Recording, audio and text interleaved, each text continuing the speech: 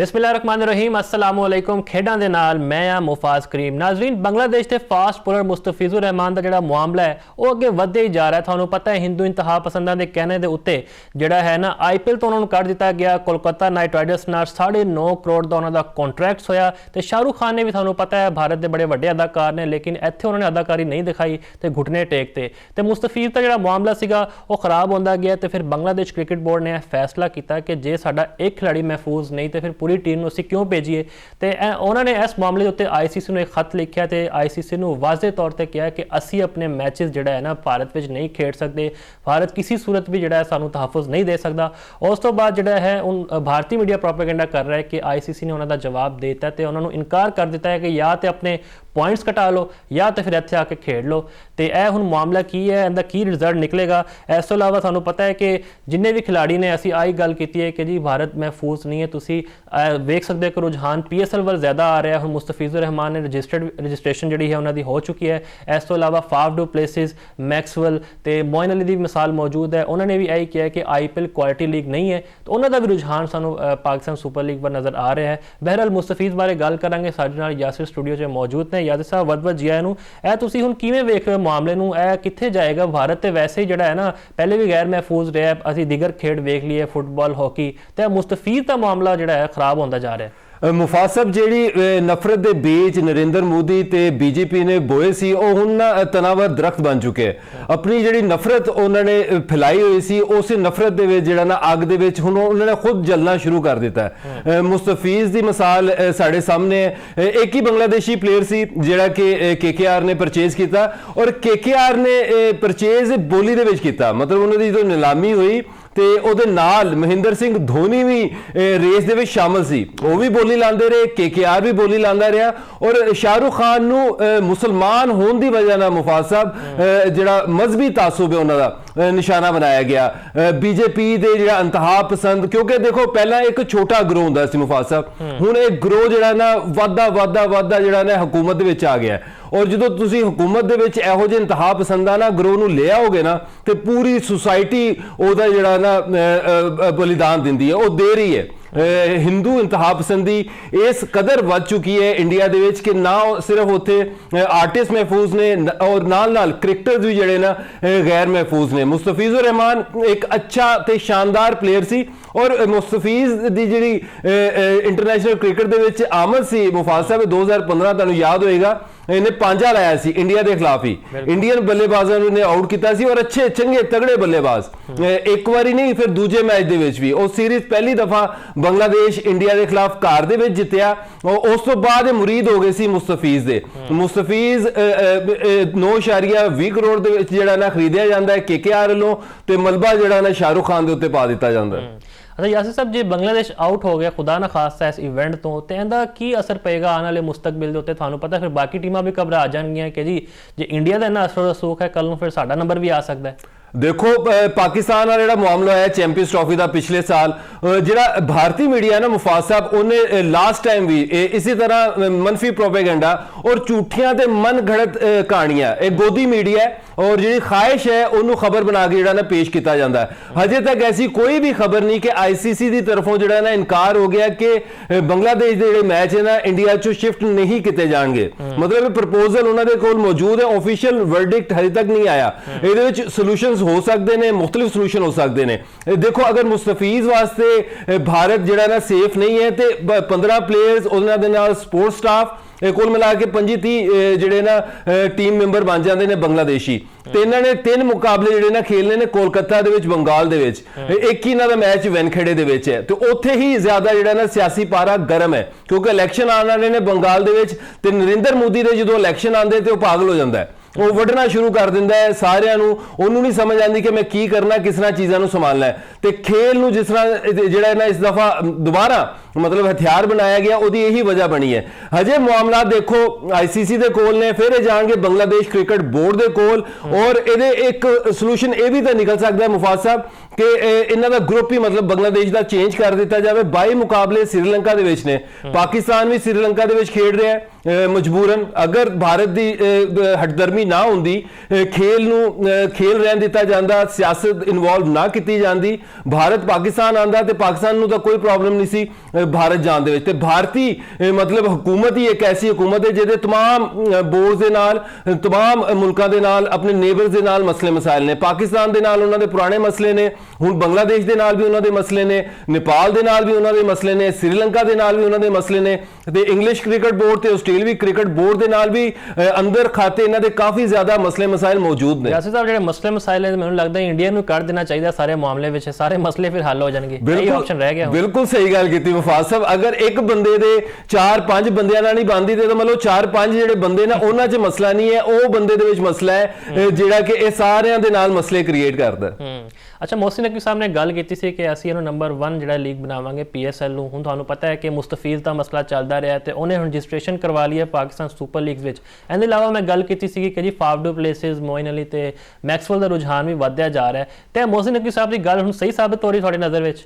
ਬਿਲਕੁਲ ਸਹੀ ਮਤਲਬ ਸ਼ਾਟ ਲਾਈ ਹੈ। ਬਲੇਸਿੰਗ ਇਨ ਡਿਸਗਾਈਜ਼ ਮੁਸਤਫੀਜ਼ ਵਾਸਤੇ ਵੀ ਹੈ। ਡੇਲ ਸਟੇਨ ਜਦੋਂ 2018 ਚ ਆਇਆ ਇਸਲਾਮਾਬਾਦ ਯੂਨਾਈਟਿਡ ਵੱਲੋਂ ਖੇਡਿਆ ਤੇ ਉਹਨੇ ਕਿਹਾ ਕਿ ਮੈਨੂੰ IPL ਨੂੰ ਅੱਛੀ ਜਿਹੜੀ ਕ੍ਰਿਕਟ ਦੇਖਣ ਨੂੰ ਮਿਲੀ ਹੈ ਜਾਂ ਖੇਡਣ ਨੂੰ ਮਿਲੀ ਹੈ ਉਹ PSL ਦੇ ਵਿੱਚ ਹੈ। ਔਰ ਇਹ ਸਾਡਾ ਵੀ ਤਜਰਬਾ ਹੈ ਕਿ PSL ਦੇ ਵਿੱਚ ਜਿਹੜੀ ਕ੍ਰਿਕਟ ਹੈ ਨਾ ਉਹਦੇ ਵਿੱਚ ਕ੍ਰਿਕਟ ਹੁੰਦੀ ਹੈ, ਉਹਦੇ 'ਚ ਜ਼ਿਆਦਾ ਸ਼ੋਸ਼ਾ ਨਹੀਂ ਹੈ। ਇੱਕ ਤਾਂ ਦੇਖੋ ਡਰਾਫਟਿੰਗ ਸਿਸਟਮ ਹੈ, ਦੁਨੀਆ ਦੀ ਕਿਸੇ ਵੀ ਲੀਗ ਦੇ ਵਿੱਚ ਮੁਫਾਜ਼ ਸਾਹਿਬ ਨਿਲਾਮੀ ਵਾਲਾ ਹਿਸਾਬ ਕਿਤਾਬ ਨਹੀਂ ਹੈ।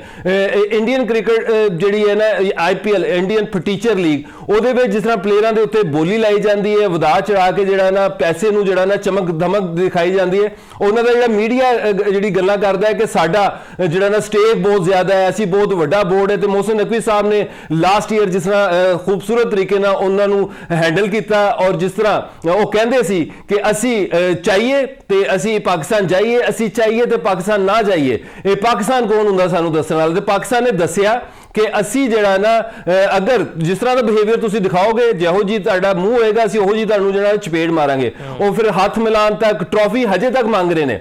ਮਤਲਬ ਕਿ ਸੂਰਿਆ ਕੁਮਾਰ ਯਾਦਵ ਬਾਰ-ਬਾਰ ਪੁੱਛਦੇ ਨੇ ਨਰਿੰਦਰ ਮੋਦੀ ਨੂੰ ਕਿ ਮੈਂ ਦੁਬਈ ਕਿਦੋਂ ਜਾਵਾਂ, ਮੇਰੀ ਟਿਕਟ ਕਟਾਓ ਤੇ ਮੈਂ ਜਾ ਕੇ ਜਿਹੜਾ ਨਾ ਟਰੋਫੀ ਲੈ ਕੇ ਆਵਾਂ। ਤੇ ਇਹਨਾਂ ਦੇ ਨਾਲ ਇਸ ਤਰ੍ਹਾਂ ਹੀ ਪੇਸ਼ ਆਉਣਾ ਚਾਹੀਦਾ। ਜਿਹੜਾ ਬੰਗਲਾਦੇਸ਼ ਕ੍ਰਿਕਟ ਬੋਰਡ ਹੈ ਉਹਨੂੰ ਵੀ ਪਾਕਿਸਤਾਨ ਨੂੰ ਤੇ ਮੋਹਸਿਨ ਨਕਵੀ ਸਾਹਿਬ ਨੇ ਜਿਹੜਾ ਸਟਾਂਸ ਲਿਆ ਉਹਨੂੰ ਦੇਖ ਕੇ ਜਿਹੜਾ ਨਾ ਇੱਕ ਹੌਸਲਾ ਮਿਲਿਆ ਕਿ ਇਹ ਕੋਈ ਬਹੁਤ ਵੱਡੇ ਚੌਧਰੀ ਨਹੀਂ ਹੈ, ਮਤਲਬ ਕੋਈ ਵੱਡਾ ਪਹਿਲਵਾਨ ਨਹੀਂ ਹੈ ਇੰਡੀਆ, ਇਹਨੂੰ ਮਾਰਿਆ ਜਾ ਸਕਦਾ ਹੈ। ਔਰ ਜਦੋਂ ਪਾਕਿਸਤਾਨ ਨੇ ਮਾਰ ਕੇ ਦਿਖਾਇਆ, ਥੱਪੜ ਮਾਰ ਕੇ ਦਿਖਾਏ, ਹੁਣ ਬੰਗਲਾਦੇਸ਼ ਵੀ ਆਇਆ, ਇਹਦੇ ਬਾਅਦ ਸ੍ਰੀਲੰਕਾ ਵੀ ਆਏਗਾ, ਨੇਪਾਲ ਵੀ ਆਏਗਾ, ਆਸਟ੍ਰੇਲੀਆ ਵੀ ਆਏਗਾ, ਇੰਗਲੈਂਡ ਵੀ ਆਏਗਾ। ਔਰ ਇਹ ਗੱਲ ਜਿਹੜੀ ਹੈ ਨਾ ਮੁਫਾਜ਼ ਸਾਹਿਬ ਕਿ ਇੰਡੀਆ ਇੱਕ ਗੈਰ ਮਹਿਫੂਜ਼ ਮੁਲਕ ਬਣਦਾ ਜਾ ਰਿਹਾ ਹੈ ਕ੍ਰਿਕਟ ਵਾਸਤੇ ਔਰ ਮੁਖਤਲਿਫ ਸ਼ੋਬਿਆਂ ਵਾਸਤੇ। ਮਤਲਬ ਬਾਹਰ ਦੇ ਆਰਟਿਸਟ ਵੀ ਇੱਥੇ ਆਗੇ ਨਹੀਂ ਪਰਫਾਰਮ ਕਰ ਸਕਦੇ, ਨਾ ਇੱਥੇ ਆਗੇ ਕ੍ਰਿਕਟਰ ਪਰਫਾਰਮ ਕਰ ਸਕਦੇ। ਅੱਛਾ, ਆਰਟਿਸਟ ਤੇ ਦੂਰ ਦੀ ਗੱਲ ਹੈ, ਨਸ਼ਰੀਆਤ ਵੀ ਬੰਦ ਹੋ ਰਹੀਆਂ। ਤੁਹਾਨੂੰ ਪਤਾ ਹੈ ਪਾਕਿਸਤਾਨ ਵਿੱਚ ਵੈਸੇ ਹੀ IPL ਨਹੀਂ ਦਿਖਾਇਆ ਜਾਂਦਾ ਤੇ ਹੁਣ ਬੰਗਲਾਦੇਸ਼ ਨੇ ਵੀ ਇਹ ਫੈਸਲਾ ਕਰ ਲਿਆ ਕਿ ਜਿੰਨੀ ਵੀ ਕਵਰੇਜ ਜੋ ਅਸੀਂ ਨਹੀਂ ਦਿਖਾਵਾਂਗੇ ਤੇ ਇਹਦਾ ਵੀ ਤੇ ਲਾਸ ਹੋਏਗਾ ਇੰਡੀਆ ਨੂੰ। ਯਕੀਨਨ ਮੁਫਾਜ਼ ਸਾਹਿਬ, ਦੇਖੋ ਪਹਿਲਾਂ ਹੀ ਜਿਹੜੇ ਨਾ ਜਿਹੜੇ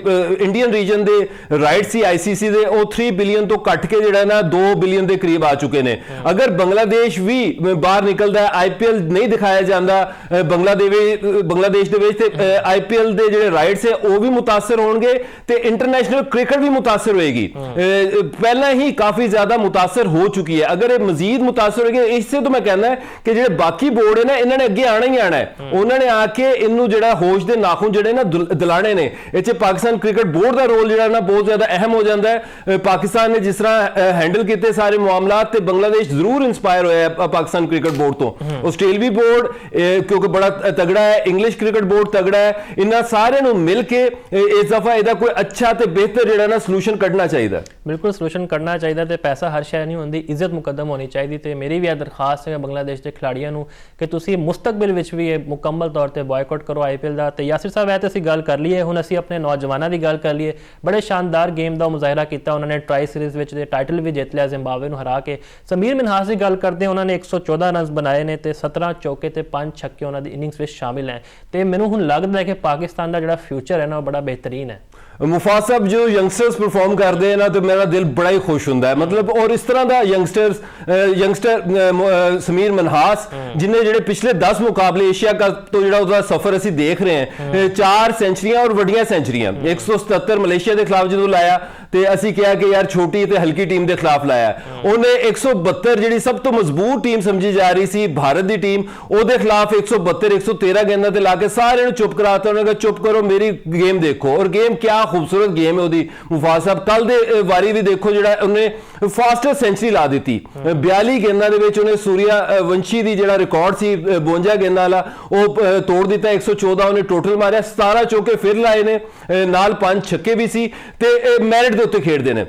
ਅਗਰ ਤਾਂ ਉਹਨਾਂ ਨੂੰ ਆਫ ਸਟੰਪ ਦੀ ਬਾਲ ਮਿਲੇ, ਕੱਟ ਵਾਲੀ ਬਾਲ ਮਿਲੇ ਤੇ ਕੱਟ ਖੇਲਦੇ ਨੇ। ਥਰਡ ਮੈਨ ਤੋਂ ਸ਼ੁਰੂ ਹੋ ਕੇ ਫਾਈਨਲ ਲੈਗ ਤੱਕ, ਮਤਲਬ 360 ਡਿਗਰੀ। ਔਰ ਕਦੀ ਵੀ ਇੰਜ ਨਹੀਂ ਲੱਗਦਾ ਮੁਫਾਜ਼ ਸਾਹਿਬ ਕਿ ਉਹ ਟੁਲਬਾਜ਼ੀ ਕਰ ਰਹੇ ਨੇ ਜਾਂ ਜਲਦਬਾਜ਼ੀ ਕਰ ਰਹੇ ਨੇ, ਜਾਂ ਉਹਨਾਂ ਦੇ ਸਾਹਮਣੇ ਜ਼ਿੰਬਾਬਵੇ ਆ ਗਿਆ ਜਾਂ ਅਫਗਾਨਿਸਤਾਨ ਆ ਗਿਆ ਤੇ ਮੈਂ ਕੋਈ ਜਿਹੜਾ ਨਾ ਇਹਨਾਂ ਨੂੰ ਐਸਾ ਮਾਰਾਂ ਕਿ ਦੁਨੀਆ ਦੇਖੇ। ਉਹ ਮੈਰਿਟ ਦੇ ਉੱਤੇ ਤੇ ਤਹਮੁਲ ਦੇ ਨਾਲ ਖੇਡਦੇ ਨੇ। ਤੇ ਮੈਨੂੰ ਲੱਗਦਾ ਇੰਜ ਹੀ ਜਿਸ ਤਰ੍ਹਾਂ ਬਾਬਰ ਆਜ਼ਮ ਅਮਰਜ ਹੋਏ ਸੀ 2012-13 ਦੇ ਵਿੱਚ, ਉਸੇ ਤਰ੍ਹਾਂ ਇਹ ਅਮਰਜ ਹੋ ਰਹੇ ਨੇ। ਤੇ ਬਾਬਰ 2.0 ਮੈਂ ਕਹਾਂਗਾ ਸਮੀਰ ਮਿਨਹਾਸ ਨੂੰ। ਬਿਲਕੁਲ ਯਾਸੀ ਸਾਹਿਬ, ਮਸਲਾ ਹੈ ਨਾ ਫਿਰ ਅੱਗੋਂ ਆਰਗੂਮੈਂਟ ਦਿੰਦੇ ਨੇ ਸਾਡੀ ਜਿਹੜੀ ਮੈਨੇਜਮੈਂਟ ਹੈ ਕਿ ਜੀ ਇਹ ਨੌਜਵਾਨ ਨੇ, ਇਹਨਾਂ ਨੇ ਹਜੇ ਮਜ਼ੀਦ ਸਿੱਖਣਾ ਹੈ ਤੇ ਫਿਰ ਜੇ ਵੇਖ ਲਾਂਗੇ ਜਦੋਂ ਅੱਗੇ ਆਵਣਗੇ। ਫਿਰ ਅਸੀਂ ਇਸ ਤਰ੍ਹਾਂ ਜ਼ਾਇਆ ਕਰ ਦਿੰਦੇ ਹਾਂ। ਅਬਾਸ ਅਫਰੀਦੀ ਦੀ ਮਿਸਾਲ ਮੌਜੂਦ ਹੈ, ਕਦੀ ਚੱਕ ਕੇ ਅਸੀਂ ਦੋਹਾ ਭੇਜ ਦਿੰਦੇ ਹਾਂ, ਇਰਫਾਨ ਨਿਆਜ਼ੀ ਨੂੰ ਅਸੀਂ ਦੁਬਈ ਭੇਜ ਦਿੰਦੇ, ਫਿਰ ਇਹ ਬੈਂਚ ਦੇ ਉੱਤੇ ਬਹਿ ਜਾਂਦੇ ਨੇ ਖਿਲਾੜੀ। ਇਹ ਤਾਂ ਦੇਖੋ ਅੱਛਾ ਕਪਤਾਨ, ਅੱਛਾ ਸਿਲੈਕਟਰ ਜਿਹੜਾ ਕਿ ਪਰਖ ਸਕੇ ਟੈਲੈਂਟ ਨੂੰ, ਤੇ ਉਹਨੂੰ ਮੌਕਾ ਕਿਦੋਂ ਦੇਣਾ ਹੈ। ਮਤਲਬ ਕੁਝ ਪਲੇਅਰ ਐਸੇ ਹੁੰਦੇ ਨੇ ਮੁਫਾਜ਼ ਸਾਹਿਬ, ਜਿਸ ਤਰ੍ਹਾਂ ਅਬਦੁਲ ਰਜ਼ਾਕ ਦੀ ਸਾਡੀ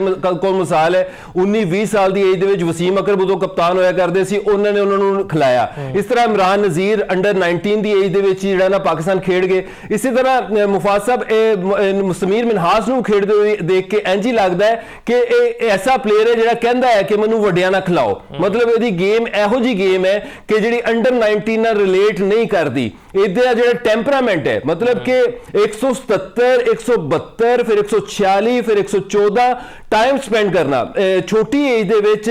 ਤੁਹਾਡੇ ਕੋਲ ਸੂਰਿਆ ਵੰਸ਼ੀ ਦੀ ਮਿਸਾਲ ਹੈ ਕਿ ਸ਼ਾਟਾਂ ਜ਼ਰੂਰ ਹੁੰਦੀਆਂ, ਲੇਕਿਨ ਕ੍ਰੀਜ਼ ਦੇ ਉੱਤੇ ਜਿਹੜਾ ਟਾਈਮ ਸਪੈਂਡ ਕਰਨਾ ਹੈ, ਉਹ ਜਿਹੜੀ ਅਵੇਅਰਨੈਸ ਹੈ, ਉਹ ਜਿਹੜੀ ਮੈਚਿਓਰਿਟੀ ਹੈ, ਉਹ ਵਕਤ ਦੇ ਨਾਲ ਨਾਲ ਆਉਂਦੀ ਹੈ। ਔਰ ਜਿਸ ਤਰ੍ਹਾਂ ਇਹ ਗੱਲ ਕਰਦੇ ਨੇ, ਮਤਲਬ ਇਹਨਾਂ ਦੇ ਵਾਲਿਦ ਸਾਹਿਬ ਵੀ ਜਿਹੜੇ ਨਾ ਕ੍ਰਿਕਟ ਖੇਲੇ ਹੋਏ ਨੇ, ਇੰਟਰਨੈਸ਼ਨਲ ਲੈਵਲ ਦੇ ਉੱਤੇ ਨਹੀਂ, ਲੇਕਿਨ ਇਰਫਾਨ ਮਿਨਹਾਸ ਪਾਕਿਸਤਾਨ ਨੂੰ ਰਿਪਰੈਜ਼ੈਂਟ ਕਰ ਚੁੱਕੇ ਨੇ। ਮੌਕਾ ਨਹੀਂ ਮਿਲਿਆ ਉਹਨਾਂ ਨੂੰ, ਆਸਟ੍ਰੇਲੀਆ ਟੂਰ ਦੇ ਵਿੱਚ ਸੀ, ਪਾਕਿਸਤਾਨ ਸ਼ਾਹੀਨ ਦੇ ਨਾਲ ਰਹਿੰਦੇ ਨੇ। ਤੇ ਲੱਗਦਾ ਇੰਜ ਹੀ ਹੈ ਕਿ ਪੂਰੇ ਤਿਆਰ ਨੇ। ਉਹਨਾਂ ਨੂੰ ਦੇਖਦੇ ਹੋਏ ਇਹ ਬਿਲਕੁਲ ਵੀ ਨਹੀਂ ਲੱਗਦਾ ਕਿ ਇੱਕ ਅੰਡਰ 19 ਲੜਕਾ ਜਿਹੜਾ ਨਾ ਪਰਫਾਰਮ ਕਰ ਰਿਹਾ। ਔਰ ਜਿਸ ਤਰ੍ਹਾਂ ਦੀਆਂ ਸ਼ਾਟਾਂ ਖੇਡਦੇ ਨੇ ਸਪਿਨਰਸ ਦੇ ਖਿਲਾਫ, ਜਿਹੜਾ ਬਾਬਰ ਮਿਸ ਕਰਦੇ ਸੀ, ਕਦਮਾਂ ਦਾ ਇਸਤੇਮਾਲ ਕਰਨਾ, ਅੱਗੇ ਜਾ ਕੇ ਬਾਲ ਨੂੰ ਹਿੱਟ ਕਰਨਾ। ਫਿਰ ਸਵੀਪ ਸ਼ਾਟ ਵੀ ਇਹਨਾਂ ਕੋਲ, ਕਨਵੈਨਸ਼ਨਲ ਸਵੀਪ ਵੀ ਖੇਲਦੇ ਨੇ, ਪੈਡਲ ਸਵੀਪ ਵੀ ਖੇਲਦੇ ਨੇ, ਸਲੌਕ ਸਵੀਪ ਵੀ ਖੇਲਦੇ ਨੇ, ਇਨਸਾਈਡ ਆਊਟ ਵੀ ਖੇਲਦੇ ਨੇ, ਕਵਰ ਦੇ ਉੱਤੇ ਵੀ ਮਾਰਦੇ ਨੇ ਤੇ ਮਿਡ ਵਿਕਟ ਵੀ ਮਾਰਦੇ ਨੇ, ਸਾਹਮਣੇ ਵੀ ਖੇਡਦੇ ਨੇ ਤੇ ਪਿੱਛੇ ਜਿਹੜਾ ਨਾ ਏਬੀ ਡਿਵੀਲੀਅਰਸ ਦੀ ਤਰ੍ਹਾਂ ਫਾਸਟ ਬੋਲਰ ਨੂੰ ਸਵੀਪ ਮਾਰਦੇ ਹੋਏ ਕੱਲ ਜਿਹੜਾ ਨਾ ਮੈਂ ਦੇਖਿਆ, ਮਤਲਬ ਇੰਪਰੋਵਾਈਜ਼ੇਸ਼ਨ ਵੀ ਕਰਦੇ ਨੇ। ਬਿਲਕੁਲ ਟੈਕਨੀਕਲੀ ਸੋਲਿਡ ਨੇ ਤੇ ਨਜ਼ਰ ਆ ਰਿਹਾ ਇੰਟੈਂਟ ਉਹਨਾਂ ਦੀ ਵੇਖ ਕੇ ਕੱਲ ਨੂੰ ਫਿਊਚਰ ਵਿੱਚ ਪਾਕਿਸਤਾਨ ਨੂੰ ਰਿਪਰੈਜ਼ੈਂਟ ਕਰਨਗੇ। ਤੇ ਯਾਸਿਰ ਸਾਹਿਬ ਜ਼ਰਾ ਥੋੜੀ ਏਸ਼ੀਆ ਸੀ ਗੱਲ ਕਰ ਲਈ ਤੇ ਮੈਨੂੰ ਹੁਣ ਹਾਸਾ ਵੈਸੇ ਬੜਾ ਆ ਰਿਹਾ ਇੰਗਲਿਸ਼ ਟੀਮ ਦੇ ਉੱਤੇ। ਤੁਹਾਨੂੰ ਪਤਾ ਹੈ ਅਸੀਂ ਤੇ ਹੁਣ ਤਾਰੀਫਾਂ ਦੇ ਪੁੱਲ ਬੰਨਤੇ ਸੀ ਕਿ ਜੀ ਇੰਗਲਿਸ਼ ਟੀਮ ਨੇ ਹੁਣ ਕਮ ਬੈਕ ਕਰ ਲਿਆ, ਇੰਗਲਿਸ਼ ਨਹੀਂ ਛੱਡੇਗਾ। ਹੁਣ ਸਾਡੇ ਸਾਹਮਣੇ ਮਿਸਾਲ ਮੌਜੂਦ ਹੈ, 550 ਸਕੋਰ ਤਾਂ ਆਸਟ੍ਰੇਲੀਆ ਨੇ ਕਰ ਲਿਆ। ਹੁਣ ਇੰਗਲਿਸ਼ ਟੀਮ ਤਾਂ ਇੱਥੇ ਵੀ ਘਬਰਾ ਗਈ, ਥੋੜੀ ਜਿਹੀ ਉਹਨਾਂ ਦੀ ਲੀਡ ਹੈ। ਉਹ ਵਿਚਾਰਾ ਜੈਕਬ ਬੈਥਲ ਮਸਾ ਚਲਾ 142 ਰਨ ਉਹਨੇ ਬਣਾਏ ਨੇ ਤੇ ਹੈ ਇੰਗਲਿਸ਼ ਟੀਮ ਤੇ ਵੈਸੇ ਹੀ ਨੂੰ ਫਲॉप ਨਜ਼ਰ ਆ ਰਹੀ ਹੈ। ਜੈਕਬ ਬਿਥਲ ਅਗਰ ਅੱਜ ਨਾ ਚੱਲਦਾ ਮੁਫਾਜ਼ ਸਾਹਿਬ, ਫਿਰ ਇਹਨਾਂ ਦਾ ਕੀ ਹੁੰਦਾ। 117 ਤੇ 3 ਖਿਡਾਰੀ ਆਊਟ ਹੋ ਗਏ ਸੀ, 183 ਦੀ ਲੀਡ ਸੀ, ਹਜੇ ਵੀ ਜਿਹੜਾ ਨਾ ਲੀਡ ਉੱਤੇ ਮੌਜੂਦ ਸੀ ਤੇ ਲੱਗ ਇੰਜ ਰਿਹਾ ਸੀ ਫਿਰ ਜਿਹੜਾ ਨਾ ਅੱਜ ਹੀ ਮੈਚ ਜਿਹੜਾ ਨਾ ਕਨਕਲੂਡ ਹੋ ਜਾਏਗਾ। 22 ਸਾਲ ਦੀ ਉਮਰ ਦੇ ਵਿੱਚ ਫਰਸਟ ਕਲਾਸ ਦੇ ਵਿੱਚ ਇਹਨਾਂ ਦੀ ਸੈਂਚਰੀ ਕੋਈ ਨਹੀਂ ਹੈ। ਪਹਿਲੀ ਸੈਂਚਰੀ ਉਹਨਾਂ ਨੇ ਜਿਹੜਾ ਨਾ ਟੈਸਟ ਕ੍ਰਿਕਟ ਦੇ ਵਿੱਚ ਲਾਈ ਔਰ ਕਮਾਲ ਦੀ ਸੈਂਚਰੀ। ਚੌਥੀ ਵਾਰੀ ਦੇ ਵਿੱਚ ਖੇਡਣਾ ਠੀਕ ਹੈ, ਫਾਸਟ ਬੋਲਰ ਦਾ ਬਾਲ ਬਣ ਕੇ ਆ ਰਿਹਾ ਸੀ, ਲੇਕਿਨ ਦੇਖੋ ਜਿਹੜਾ ਵੈਬਸਟਰ ਹੈ ਉਹ ਮੀਡੀਅਮ ਪੇਸਰ ਸੀ ਤੇ ਆਸਟ੍ਰੇਲੀਆ ਦੀ ਦੇਖੋ ਕਮਾਲ ਕਿ ਉਹ ਮੀਡੀਅਮ ਪੇਸਰ ਤੋਂ ਸਪਿਨਰ ਬਣਿਆ ਤੇ ਉਹਨੇ ਉਹ ਦੋ ਕ੍ਰੂਸ਼ੀਅਲ ਵਿਕਟਾਂ ਪਹਿਲਾਂ ਉਹਨੇ ਹੈਰੀ ਬਰੂਕ ਨੂੰ, ਔਰ ਹੈਰੀ ਬਰੂਕ ਦੇਖੋ ਤੁਹਾਡਾ ਜਿਹੜਾ ਫੇਵਰਿਟ ਬੱਲੇਬਾਜ਼ ਹੈ, ਜਦੋਂ 40 ਦੇ ਵਿੱਚ ਆਂਦਾ ਹੈ 50 ਦੇ ਕੋਲ ਪਹੁੰਚਦਾ ਹੈ ਤੇ ਪਤਾ ਨਹੀਂ ਉਹਨੂੰ ਕੀ ਹੋ ਜਾਂਦਾ। ਮਤਲਬ ਉਹਨੇ 5-10 ਮਿੰਟ ਪਹਿਲਾਂ ਹੀ ਦੱਸਣਾ ਸ਼ੁਰੂ ਕਰ ਦਿੱਤਾ ਕਿ ਮੈਂ ਹੁਣ ਜਿਹੜਾ ਨਾ ਆਊਟ ਹੋਣ ਲੱਗਾ। ਉਹ ਅੱਛਾ ਬਾਲ ਪਿਆ ਉਹਨੂੰ, ਉਹ ਅੰਦਰ ਆਇਆ ਟਰਨ ਹੋ ਕੇ ਉਹ ਆਊਟ ਹੁੰਦਾ ਹੈ ਤੇ ਉਸ ਤੋਂ ਬਾਅਦ ਵਿਲ ਜੈਕ ਦਾ ਦੂਜੀ ਬਾਲ ਦੇ ਉੱਤੇ ਬੇਤੁਕਾ ਸ਼ਾਟ। ਅਗਰ ਉਹ ਵਿਕਟਾਂ ਉੱਥੇ ਨਾ ਗਿਰਦੀਆਂ ਤੇ 200 ਪਲੱਸ 250 ਦੇ ਕੋਲ ਅਗਰ ਲੀਡ ਦੀ, ਹੁਣ ਦੇਖੋ 119 ਰਨਸ ਨੇ ਇਹਨਾਂ ਦੇ ਕੋਲ, 2 ਵਿਕਟਾਂ ਹੱਥ 'ਚ ਨੇ। ਅਗਰ ਇਹ 225 250 ਦੇ ਕੋਲ ਲੀਡ ਲੈ ਜਾਂਦੇ ਪੰਜਵੇਂ ਦਿਨ ਮੈਚ ਜਾਂਦਾ, ਕਿਉਂਕਿ ਹਜੇ ਤੱਕ ਦੇਖੋ ਪੰਜਵੇਂ ਦਿਨ ਦੇ ਵਿੱਚ ਮੈਚ ਕੋਈ ਨਹੀਂ ਗਿਆ ਤੇ ਐਨੀਬਾਡੀਜ਼ ਗੇਮ ਹੋ ਜਾਂਦਾ, ਕਿਉਂਕਿ ਚੌਥੇ ਦਿਨ ਬੈਟਿੰਗ ਕਰਨਾ ਜਿੱਥੇ ਪਾਰਟ ਟਾਈਮਰ ਦਾ ਬਾਲ ਵੀ ਜਿਹੜਾ ਨਾ ਸਪਿਨ ਹੋ ਰਿਹਾ, ਵਿਲ ਜੈਕਸ ਵੀ ਸੀ, ਹੈਰੀ ਬਰੂਕ ਵੀ ਸੀ, ਇਹਨਾਂ ਦੇ ਮਤਲਬ ਜੋ ਰੂਟ ਵੀ ਆਫ ਬ੍ਰੇਕ ਬੋਲਿੰਗ ਕਰਵਾ ਲੈਂਦੇ ਨੇ। ਤੇ ਪੰਜਵੇਂ ਦਿਨ ਅਗਰ ਮੈਚ ਚਲਾ ਜਾਂਦਾ ਤੇ ਹੈਲਦੀ ਲੀਡ ਹੁੰਦੀ ਤੇ ਇਹ ਇੰਗਲੈਂਡ ਜਿਹੜਾ ਨਾ ਤੰਗ ਕਰ ਸਕਦਾ ਸੀ ਆਸਟ੍ਰੇਲੀਆ ਨੂੰ। ਹੁਣ ਅਗਰ ਆਸਟ੍ਰੇਲੀਅਨ ਟੀਮ ਕੱਲ ਦੋਨੋਂ ਜਲਦੀ ਵਿਕਟਾਂ ਲੈ ਲੈਂਦੀਆਂ ਨੇ, ਮਤਲਬ ਅਗਰ 150 ਦੇ ਉੱਤੇ ਰਿਸਟ੍ਰਿਕਟ ਕਰ ਲੈਂਦਾ ਹੈ ਤੇ ਫਿਰ ਬਹੁਤ ਹੀ ਆਸਾਨ ਹੋ ਜਾਏਗਾ ਆਸਟ੍ਰੇਲੀਆ ਵਾਸਤੇ 4-1 ਕਰਨਾ। ਅੱਛਾ, ਅਸੀਂ ਗੱਲ ਕਰ ਲਈਏ ਇੰਡੀਅਨ ਕਿਲਰ ਟ੍ਰੈਵਿਸ ਹੈਡ ਦੀ 163 ਰਨਸ ਦੀ ਸ਼ਾਨਦਾਰ ਇਨਿੰਗਸ ਉਹਨਾਂ ਨੇ ਖੇਡੀ। ਫਿਰ ਸਟੀਵ ਸਮਿਥ ਦੀ ਅਸੀਂ ਗੱਲ ਕਰੀਏ, ਹਮੇਸ਼ਾ ਤੋਂ ਸਾਡੇ ਫੇਵਰਿਟ ਰਹੇ ਨੇ, ਉਹਨਾਂ ਨੇ ਵੀ 138 ਰਨਸ ਬਣਾਏ ਨੇ। ਤੇ ਸਟੀਵ ਸਮਿਥ ਵਰਗਾ ਖਿਡਾਰੀ ਜਿਹਨੂੰ ਇੱਕ ਕਪਤਾਨ ਦੀ ਜ਼ਿੰਮੇਵਾਰੀ ਵੀ ਸੌਂਪੀ ਗਈ ਹੈ, ਉਹਦਾ ਕ੍ਰੂਸ਼ਲ ਮੈਚਸ ਵਿੱਚ ਪਰਫਾਰਮ ਕਰਨਾ ਤੁਸੀਂ ਕਿੱਦਾਂ ਵੇਖਦੇ ਹੋ? ਸਟੀਵਨ ਸਮਿਥ ਹੋਵੇ ਜਾਂ ਟ੍ਰੈਵਿਸ ਹੈਡ ਦਾ, ਦੇਖੋ ਟੋਟਲੀ ਡਿਫਰੈਂਟ ਅੰਦਾਜ਼ ਹੈ ਮੁਫਾਜ਼ ਸਾਹਿਬ ਖੇਡਣ ਦਾ। ਉਹ ਨੈਚੁਰਲੀ ਗਿਫਟਡ, ਜਿਸ ਤਰ੍ਹਾਂ ਕਿ ਮੈਥਿਊ ਹੈਡਨ ਹੁੰਦਾ ਸੀ, ਇਹਨਾਂ ਦਾ ਲੈਂਗਰ ਸੀ, ਜਾਂ ਉਸ ਤੋਂ ਬਾਅਦ ਗਿਲਕ੍ਰਿਸਟ ਸੀ, ਉਸੇ ਕੈਟੇਗਰੀ ਦਾ ਇੱਕ ਪਲੇਅਰ ਹੈ ਕਿ ਜਿਹੜਾ ਕਿ ਬੜਾ ਹੀ ਦਲੇਰਾਨਾ ਤਰੀਕੇ ਦੇ ਨਾਲ ਆਪਣੀਆਂ ਸ਼ਾਟਾਂ ਨਹੀਂ ਰੋਕਦਾ, ਸੈਂਚਰੀ ਕਰਦਾ, ਤਗੜੀ ਸੈਂਚਰੀ ਕਰਦਾ। 166 ਬਾਲਾਂ ਤੇ 163, ਤੀਸਰਾ 100 ਸੀ ਐਸ਼ਜ਼ ਦੇ ਵਿੱਚ, ਇਸੇ ਐਸ਼ਜ਼ ਦੇ ਵਿੱਚ ਲਾਇਆ। ਉਹ ਜਿਹੜਾ ਪਰਥ ਦੇ ਵਿੱਚ ਉਹਨਾਂ ਨੇ 100 ਮਾਰਿਆ ਸੀ, ਉਸ ਤੋਂ ਬਾਅਦ ਉਹਨਾਂ ਨੇ ਮੁਸਲਸਲ ਜਿਹੜਾ ਨਾ ਪਰਫਾਰਮ ਕਰਦੇ ਰਹੇ। ਜਿੱਥੇ ਲੱਗਿਆ ਕਿ ਆਸਟ੍ਰੇਲੀਆ ਜਿਹੜਾ ਨਾ ਫਸਣ ਲੱਗਿਆ, ਉਹਨਾਂ ਨੂੰ ਉੱਥੋਂ ਕੱਢਿਆ। ਸਮਿਥ ਦੇ ਬੱਲੇ 'ਚ ਉਹ ਸਕੋਰ ਨਹੀਂ ਆ ਰਿਹਾ ਸੀ, 10,000 ਪਲੱਸ ਰਨਸ ਨੇ। ਜਦੋਂ ਇਹਨਾਂ ਨੇ ਕ੍ਰਿਕਟ ਖੇਲਣੀ ਸ਼ੁਰੂ ਕੀਤੀ ਸੀ as a leg break bowler ਆਏ ਸੀ, ਪਾਕਿਸਤਾਨ ਦੇ ਖਿਲਾਫ ਇਹਨਾਂ ਦਾ ਡੈਬਿਊ ਸੀ, ਤੇ ਅੱਜ 10,000 ਤੋਂ ਪਲੱਸ ਰਨਸ ਨੇ। ਔਰ ਜਿਸ ਤਰ੍ਹਾਂ ਇਹਨਾਂ ਨੇ ਵਾਰੀ ਲਾਈ ਹੈ, ਔਰ ਜਿਸ ਤਰ੍ਹਾਂ ਦਾ ਇਹਨਾਂ ਦਾ ਸਟਾਂਸ ਹੈ, ਖੜੇ ਹੋਣ ਦਾ ਅੰਦਾਜ਼ ਹੈ, ਬਹੁਤ ਹੀ ਇੱਕ ਯੂਨੀਕ ਕਿਸਮ ਦੀ ਜਿਹੜੀ ਹੈ ਨਾ ਕੈਲੀਬਰ ਹੈ ਉਹਨਾਂ ਦਾ। ਔਰ ਆਉਣ ਵਾਲੇ ਦਿਨਾਂ ਦੇ ਵਿੱਚ ਮਤਲਬ ਹਰ ਦਿਨ ਇਹ ਜਿਹੜਾ ਨਾ ਆਪਣੀ ਗੇਮ ਦੇ ਵਿੱਚ ਇੱਕ ਇੰਪਰੂਵਮੈਂਟ, ਇੱਕ ਇੰਪਰੋਵਾਈਜ਼ੇਸ਼ਨ ਜਿਹੜਾ ਨਾ ਲੈ ਕੇ ਆਉਂਦੇ। ਛੋਟੀਆਂ ਪਾਰਟਨਰਸ਼ਿਪਾਂ 50-50 ਦੀਆਂ ਲਾ ਕੇ ਉਹਨਾਂ ਜਿਹੜਾ ਨਾ 567 ਲਾ ਦਿੱਤਾ, ਪਤਾ ਵੀ ਨਹੀਂ ਚੱਲਿਆ। ਔਰ ਕਪਤਾਨੀ, ਉਹ ਤੁਹਾਨੂੰ ਪਤਾ ਹੋਏਗਾ ਜਿਹੜਾ ਬਾਲ ਟੈਂਪਰਿੰਗ ਦਾ ਇੱਕ ਸਕੈਂਡਲ ਬਣਿਆ ਸੀ, ਉਸ ਤੋਂ ਬਾਅਦ ਹੀ ਲਈ ਗਈ ਸੀ। ਅਗਰ ਉਹ ਨਾ ਲਈ ਗਈ ਹੁੰਦੀ ਤੇ ਹੋ ਸਕਦਾ ਹੈ ਕਿ ਕਪਤਾਨੀ ਦੇ ਵਿੱਚ ਵੀ ਇਹ ਬਹੁਤ ਜ਼ਿਆਦਾ ਜਿਹੜੇ ਕਪਤਾਨਾਂ ਦੇ ਰਿਕਾਰਡ ਤੋੜ ਚੁੱਕੇ ਹੁੰਦੇ। ਬਿਲਕੁਲ, ਆਸਟ੍ਰੇਲੀਅਨ ਖਿਡਾਰੀਆਂ ਦੀ ਫਿਟਨੈਸ ਵੇਖ ਕੇ ਪਤਾ ਚੱਲਦਾ ਹੈ ਕਿ ਉਹ ਖੇਡਣ ਆਏ ਤੇ ਮਾਸ਼ਾਅੱਲਾ ਸਾਡੀ ਫਿਟਨੈਸ ਵੀ ਸਭ ਦੇ ਸਾਹਮਣੇ ਹੈ। ਤੇ ਏਸ਼ੀਅਨ ਜਿਹੜੀ ਖਿਡਾਰੀ ਨੇ ਉਹਨਾਂ ਦੀ ਫਿਟਨੈਸ ਵੇਖ ਕੇ ਪਤਾ ਚੱਲਦਾ ਕਿ ਬੜਾ ਇੱਕ ਫਰਕ ਹੈਗਾ। ਬਹਰਹਾਲ ਇੰਗਲਿਸ਼ ਟੀਮ ਵਾਸਤੇ ਅਸੀਂ ਇਹ ਦੁਆ ਹੀ ਕਰ ਸਕਦੇ ਹਾਂ ਤੇ ਨਾਲ ਅਫਸੋਸ ਵੀ ਕਰ ਸਕਦੇ ਹਾਂ ਕਿ ਉਹਨਾਂ ਵਾਸਤੇ ਬੜੀ ਭੈੜੀ ਸੀਰੀਜ਼ ਗਈ ਹੈ। ਮੈਂ ਵੈਸੇ ਕਦੀ ਉਹਨਾਂ ਨੂੰ ਇੰਨਾ ਲੈਟ ਡਾਊਨ ਨਹੀਂ ਵੇਖਿਆ। ਯਾਸਿਰ ਸਾਹਿਬ, ਬਹੁਤ ਸ਼ੁਕਰੀਆ ਤੁਸੀਂ ਸਾਡੇ ਨਾਲ ਜੁੜੇ ਹੋ। ਇੱਥੇ ਫਿਲਹਾਲ ਇੱਕ ਬ੍ਰੇਕ ਲੈਂਦੇ ਹਾਂ, ਬ੍ਰੇਕ ਤੋਂ ਬਾਅਦ ਵਾਪਸ ਹਾਜ਼ਰ ਹੁੰਦੇ ਹਾਂ।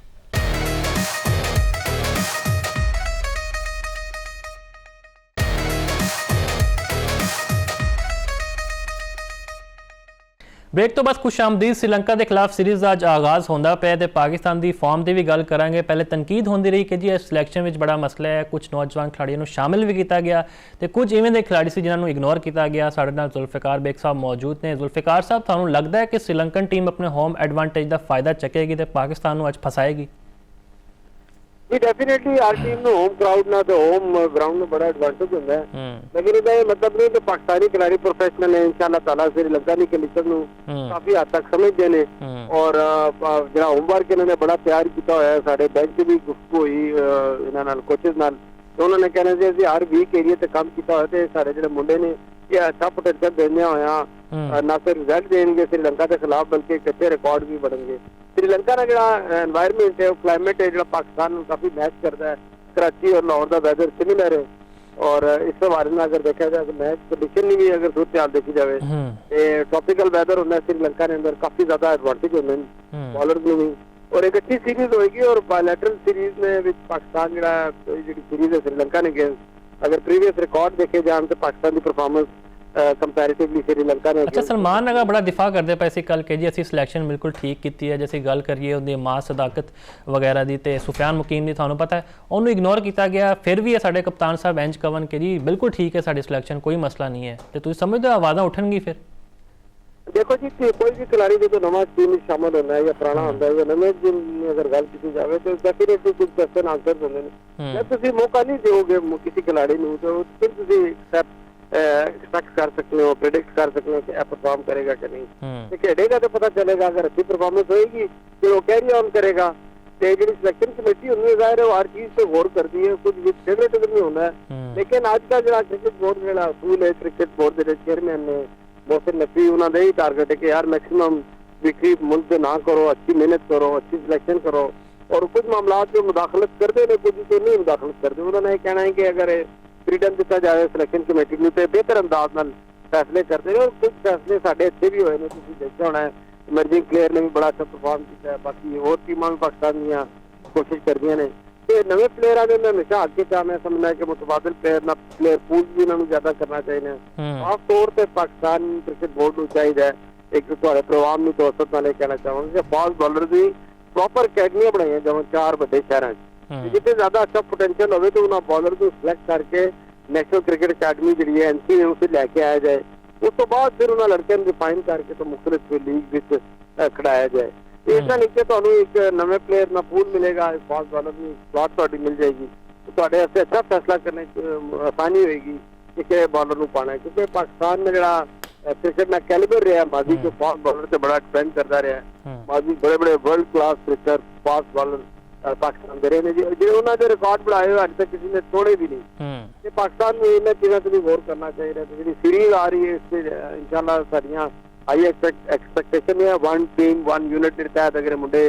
खेडे तो यकीनन ने श्रीलंका को काबू करने की सलाहियत रखते ਤਾਂ ਜ਼ੁਲਫਿਕਾਰ ਸਾਹਿਬ ਜ਼ਰਾ ਬਾਬਰ ਦੀ ਗੱਲ ਕਰ ਲਈਏ ਤੁਹਾਨੂੰ ਪਤਾ ਹੈ ਬਿਗ ਬੈਸ਼ ਖੇਡਦੇ ਪਏ ਨੇ ਉੱਥੇ ਬਿਲਕੁਲ ਬਾਉਂਸੀ ਟਰੈਕਸ ਨੇ ਤੇ ਜਦੋਂ ਉਹ ਵਰਲਡ ਕੱਪ ਖੇਡਣ ਆਵਣਗੇ ਸ੍ਰੀਲੰਕਾ ਤੇ ਹਾਰਡ ਪਿੱਚਾਂ ਦੇ ਉੱਤੇ ਆ ਕੇ ਉਹਨਾਂ ਨੂੰ ਮਸਲੇ ਮਸਾਇਲ ਨਹੀਂ ਹੋਣਗੇ ਤੁਹਾਡੀ ਨਜ਼ਰ ਵਿੱਚ ਬਜਾਏ ਉਹਨਾਂ ਦੀ ਵੀ ਸ਼ਮੂਲੀਅਤ ਹੋਣੀ ਸਕੁਆਡ ਵਿੱਚ ਜੀ ਉਹ ਵੀ ਸ੍ਰੀਲੰਕਾ ਖੇਡਦੇ ਆ एक ऐसा प्लेयर है कि जरा मतलब हर कंडीशन में खेल सकता है तो देखो जो रिकॉर्ड आ रहे हैं जिस स्टाइल में रोक खेलते हैं कॉन्फिडेंस लेवल उन्हें काफी आई है और मैं समझना कि बीइंग पाकिस्तानी प्राउड पाकिस्तानी सानू अपने प्लेयरां नू हमेशा बैकअप करना चाहिए उन्होंने सपोर्ट करना चाहिए उन्होंने जो खामियां ने उन्होंने पर्दा पाना चाहिए लेकिन प्रोफेशनली अगर क्रिकेट बोर्ड चाहे इन्होंने गल ते कायल करे यार तुम प्रोफेशनल हो तो प्रोफेशनल अंदाज में परफॉर्म करना है और पाकिस्तान में जित अपना किरदार अदा करना बाबर आजम डेफिनेटली जो खेलते हैं दुनिया के इस time top of the line batsman ने श्रीलंका की क्रिकेट उन्होंने काफी सपोर्ट करेगी मैं पहले भी जिक्र किया है श्रीलंका की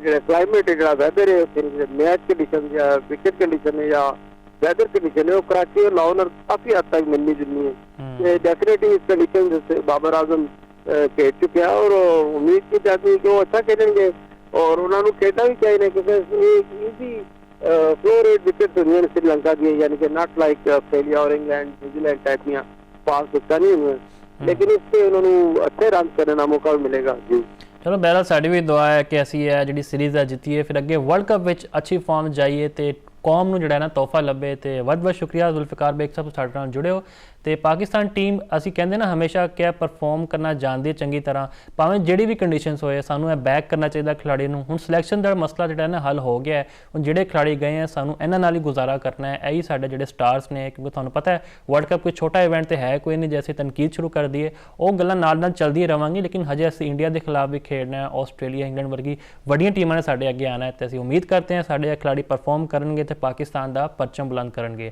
ਇਹ ਸਾਰੇ ਮੌਜ਼ੂਆਤ ਸਨ ਜਿਨ੍ਹਾਂ ਉੱਤੇ ਅਸੀਂ ਚਾਨਣ ਪਾਇਆ ਮੈਨੂੰ ਦਿਓ ਇਜਾਜ਼ਤ ਅੱਲਾਹ ਹਾਫਿਜ਼ ਨਾਸਰ